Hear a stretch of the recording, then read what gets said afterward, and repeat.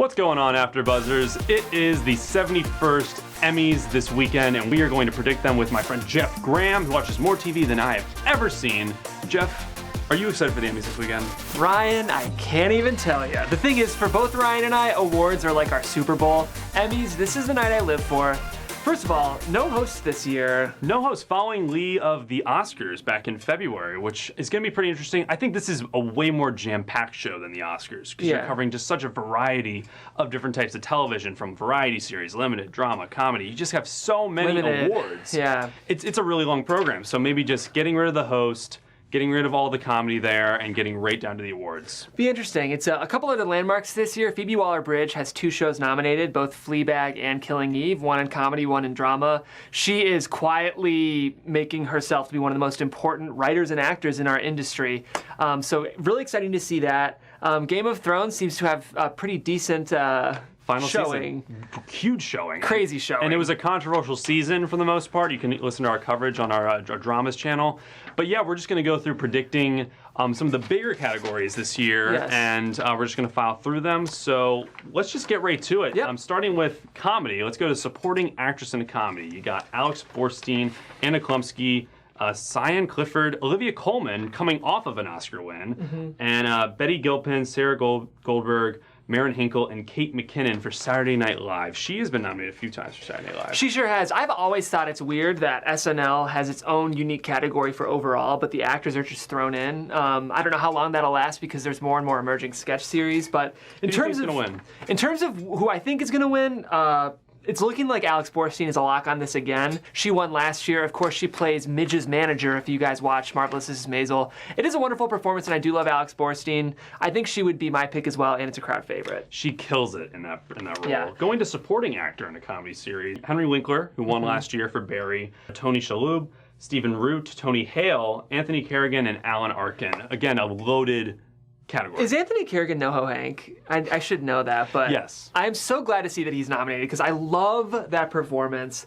But in terms of who will win, it's going to be Tony Shalhoub for Maisel, which is really interesting. You think so? That's what's favored right now. It seems like you might have a different opinion as to who you'd want. No, I just think, he had I think, more prominent role this season of Maisel. Yes. I think last year, season 1 of Maisel, he just came out and you're like, wow, this guy is much more than Monk. Yeah, for sure. So that's a great pick. And you think Henry Winkler has any shot at repeating? I would think Tony Hale before Henry Winkler, to be honest, with Veep. And his performance in Veep is like, can't be touched. He would be my pick personally, but I think Tony Shalhoub is a lock, is what I'm seeing. So moving on to lead actress in the comedy series. Again, a few repeats, but a lot of newcomers. Julie Louis-Dreyfus, who wasn't nominated last year. Not a newcomer. Not a newcomer. But she's won the award a few times. I believe this might not be 100% correct. I should know this before going on air, but I believe every time she's been eligible, she has won this award. Wowzers. It's a very rare precedent, but Julie Louis-Dreyfus is the Meryl of TV, I would go as far as to say, in terms comedy, of just even some dramas, well, mostly comedy, but in terms of just like the award inevitability, I feel like Meryl, when she's in a movie, she'll get nominated. Wow. When Julie is in a show, she'll get nominated. So you think she's a lock? I think she's a lock. That's what it's looking like. But I will say there's a lot of hype around Phoebe Waller-Bridge right now, especially among TV people. Right. Fleabag is like weirdly creeping in. A show I've loved for years, but I mean, it's only been 2 seasons, but the first one came out a couple years ago. And maybe it'll get some love in the writing or directing category, yes, but I think we'll it will. have to see. Yep. Moving on to lead actor in a comedy series. Again, Anthony Anderson, Blackish, Don Cheadle, Black Monday, Ted Danson, The Good Place, Michael Douglas, Kaminsky Method, Bill Hader, Barry, and Eugene Levy, Schitt's Creek. Bill Hader should win, will win. Should win, will win. Yep. Easy as that. That's wow. what I think. Yep. I cannot help but agree. And big one right here, comedy series. You got Barry, Fleabag, The Good Place, Marvelous Mrs. Maisel, Russian Doll, Schitt's Creek, and Veep. Extremely competitive category. It was an amazing year for comedies. Some snubs quickly. Rami was an amazing show on Hulu that aired. Pen 15 was another amazing comedy that aired. You think Atlanta was snubbed? Like, that's crazy. It shows you how competitive the comedy category is. I would argue more than drama this year. Right. In terms of what will win, I think Veep is the lock right now. That's what it's looking like. Final season always helps a push for these awards. I'd have to say Fleabag. You think No, that's what I would want. like. That's what you would want, right. I think Veep is probably the lock here, but again, Any of these shows deserve it. I think what a year for comedy. I mean, Russian Doll was a great show. I finally have gotten into Schitt's Creek. That's the only real pure comedy on this list. So fun for Pop TV to have that nomination. And in some ways, as the only pure comedy, some people think that deserves it. Well, Veep, I guess, is also. But that's such a dark satire. Right. As well. I mean, Barry's got the whole action and mystery method. I would be pulling for that one, but Veep's your lock. All right, going into a bit of the limited series now. Huge year for limited series. Yes. So we had, just going to the supporting actor category, Patricia Arquette, The Act, Marcia Stephanie Blake for When They See Us, Patricia Clarkson for Sharp Objects, Vera Farmiga, When They See Us, Margaret Qualley for Fosse Verdon, Emily Watson for Chernobyl. So actually, favorite to win right now is Patricia Clarkson. I will say she was excellent in Sharp Objects. She plays this really kind of disturbed character. That whole show was very dark, but it was great. But I would love to see Patricia Arquette take this one. She's nominated in a couple categories because she's also got that Dana Moore love for drama. Right. But The Act, the performances are what made that show for me, so I think I'd like to see her win. But she's had a bit of a comeback, even with the Boyhood Oscar win supporting actor, so we'll see. And if she wins, she will talk about social issues. I'm saying it now. Immediately, yes. We'll look forward to it. Supporting actor in a limited series. So, again, Asante Black for When They See Us, Paul Dano, Escape from Dannemora, John Leguizamo for When They See Us, Stellan Skarsgård, Chernobyl, Ben Whishaw, Very English Scandal, the only nomination, I think, in that category other than lead actor. And then Michael K. Williams, When They See Us.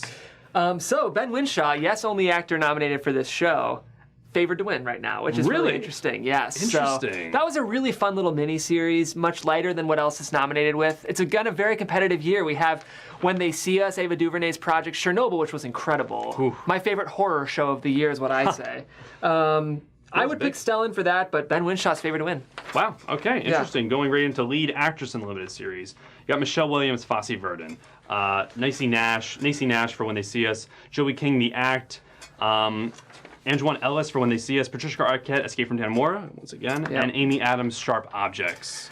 So I would like to, and a quick correction, I mentioned that Escape at Dannemora was a drama. It's also nominated limited. So she's nominated in separate categories for the same category. Subcategories. Confusing, but good year for Patricia Arquette. She should come up. She might come up on stage twice. Yeah, well, it could happen. It could happen. All right. So you watched Fosse Verdon. I admittedly have not. How was Michelle Williams' performance? You know, Michelle Williams is phenomenal. Obviously, favorite to win. Another Oscar winner. Yeah. I'd love to see her win that. Again, limited series this year, they're off the wall. I think When They See Us has a lot of momentum, especially with Ava DuVernay saying it's the most proud project she's ever worked on. It's true. So I would love to see a performer from that win. Yeah. Well, I think it's a good point. That is kind of a dark horse show. The industry does love Ava, and admittedly, her work is the most socially conscious. But when you look at Chernobyl and you look at, I guess, that show as well, it is just such a competitive year for limited. Yeah. Great shows this year. So who's your final pick? I would pick Joey King from The Act. There you go. She plays the young girl who is sick, but not actually sick. Amazing performance, and it is fun occasionally for me to see a really young performer take an award home. So there you go. That would be me. Going right into lead actor, Mahershala Ali, True Detective, only nomination for that show in this category, major snub. Benicio del Toro, Escape from Dannemora, Hugh Grant for A Very English Scandal, Jared Harris for Chernobyl, Jamel Jerome for When They See Us, and Sam Rockwell, Fosse Verdon. Again, just big film actors. Usually nominated at the Oscars, here in TV. Just goes to show. Welcome to TV in 2019, Ryan. It's everything is moving. So who do you think who's favorite? So favorite is Jarrell Jerome from When They See Us, which is very exciting. I have to shout out our co-host Shay Jones, who is on this show. Yeah. Claimed that Jarrell would get nominated. I shot her down, and now he's favored to win. So that is a major error on my part. Shout out to Shay. Shout out to Shay. Who do you think you'd like to see to win? I think I'd like to see Jared Harris in Chernobyl. That whole show to me just had such an elegance about it. And fun to see the writer Craig Mazin, who created that show, get nominated. I've been following him for a long time. Craig Mazin? I don't know. I just mispronounced his name. But Mazin. Yeah, that would be my pick. Sweet. I would love to see Mahershala Ali, because he can do no wrong. Yes. Finally, limited series in general. What was the best limited series? We got Chernobyl, Escape from Dannemora, Sharp Objects, When They See Us, and Fosse Verdon. Jeff. I think When They See Us should be called When They See an Emmy on Sunday, because it's very likely to win. Thank you. Wow. I would pick Chernobyl. That show to me was so stunning. Part of that, what made that show so incredible is the production design and just the ability to immerse us in the horror of what this would actually look like. Again, if you haven't seen it, brace yourself, but it is good. All of these shows are amazing, though. I think it would be really amazing to see Ava DuVernay go up for When They See Us. I think she will. And the whole so cast. we can expect that on Sunday. I would love to see that. All right, going to a few of the more ancillary categories, we had Best Competition Program. So a fun fact about this, there are only 2 shows that have ever won in this category since it started in 2003, and that is The Voice and The Amazing Race, which are also nominated this year alongside RuPaul's Drag Race, Top Chef, Nailed It, and American Ninja Warrior. Jeff, who do you want to win? So, personally, it is a self-aware meta joke of a show, but I love Nailed It. I just think the irony of that show winning would make my year. But it's going to probably be, you know what, I missed the selected on this category, but I think it's probably The Amazing Race, right? Well, Amazing Race and Voice are the 2 that have always won it. RuPaul, though, always has heat. And that show more and more, especially as TV becomes, as social consciousness becomes an underpinning thesis for all of television. Yeah. A show like RuPaul's, which champions a subculture, especially when we have Pose nominated as it is. Right. Last year. We'll get to it, but Billy Porter's favored for Pose, which means maybe that kind of heat might shift to RuPaul. I'd love to see them win. We'll see. We'll see. So, okay, going right into Variety Sketch Series. Again, another ancillary category. We have Who is America? Sacha Baron Cohen's. Saturday Night Live, I Love You America with Sarah Silverman, Drunk History, Documentary Now, and At Home with Amy Sedaris. Great category. It was a good year for Variety Sketch. I mean, it just shows how good television is getting. Saturday Night Live has been on a hot streak critically lately. Personally, I don't know, but that show is probably going to win. I loved I Love You America with Sarah Silverman. That show is canceled, but personally, I'd love. That'd be a cool win. And I mean, hey, things get canceled and they get revived time to time. Yeah, so we'll maybe see. an Emmy win for that show brings it back. Yeah. But so who are you locking in? Saturday Night Live? Oh, yeah. Saturday Night Live. And finally, Variety Talk Show Series. We have Last Week Tonight with John Oliver, The Late Late Show with James Corden, The Late Show with Stephen Colbert, Jimmy Kimmel Live, Full Frontal with Samantha Bee, and The Daily Show with Trevor Noah. Now, you have a little bit of bias, I think, in this category. Well, okay. The thing that's unfair about this category is we have weekly shows competing with daily shows. Correct. So, personally, and Laura wouldn't be upset if I said this, but Will Win Should Win John Oliver should be in a different category. Right. Because, you know, all of these daily shows are putting out 200 shows a year, whereas John Oliver is putting out about 20. So if you're required to produce 90% less content than your competitors, of course you're favored. Some of these shows are doing 5 times the work. Yeah, exactly. It's a weird balance. I think I really do think a lot of people don't realize that for this category, and they just think John Oliver might be a shoo-in, but you know, these other shows work just as hard, if not harder. Yeah, absolutely. But I even personally, sorry, Laura, John Oliver, Will Win Should Win. All right, finally, the drama category. Yes. This is the big one, in my opinion. I think everyone, you know, comedies, limited series, variety, everything, but drama is the one that people remember. Yes. Drama is the one that you see in the highlight reel. So just going to supporting actress in a drama series, a lot of Game of Thrones here. Yeah. Macy Williams, Game of Thrones. Sophie Turner, Game of Thrones. Lena Headey, Game of Thrones. Gwendolyn Christie, Game of Thrones. Then you had Julie Garner, Ozark, and Fiona Shaw, Killing Eve. So here's the huge admission I'll make, and I need you to be transparent. I don't watch Game of Thrones. Ryan does, which is good. So you can be our voice on that one. Right. And I think one thing to preface this is I think it's really up in the air for Game of Thrones this year. The production value, obviously, I think it's better than any show on TV, maybe ever of all time. But this was a really, really complicated season, and it got a lot of mixed reactions. So when it comes to the critic vote, that could impede on some people's decision-making in voting for this. But, I mean, you got 4 out of the 6 noms.